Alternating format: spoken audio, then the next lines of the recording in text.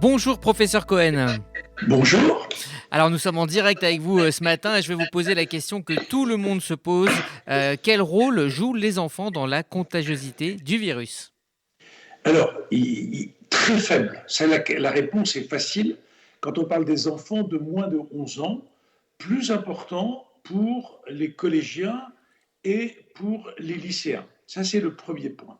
Mais l'école, ce n'est pas que des enfants, c'est aussi des enseignants, c'est aussi des professionnels de la petite enfance qui sont obligés d'aller au travail tous les jours, qui se rencontrent les uns les autres, qui participent à des réunions ensemble.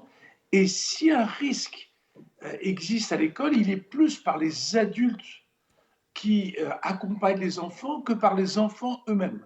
On sait très bien que les enfants sont moins contaminés que les adultes, moins contaminants, qui se contaminent très peu entre eux, ça ne veut pas dire qu'ils ne se contaminent pas, hein, et qui contaminent très peu les adultes. Donc, la majorité des transmissions, ça a lieu à l'extérieur de l'école.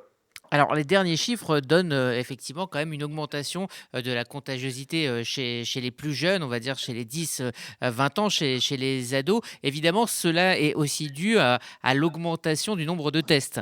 Alors, Rudy, je vous interromps 2 secondes, ce n'est pas la contagiosité, c'est l'incidence. L'incidence. L'incidence est la conséquence, comme vous l'avez dit, du nombre de tests réalisés. Plus on fait de tests, plus on fait de diagnostics, mais aussi de la circulation effrénée du virus dans la population générale.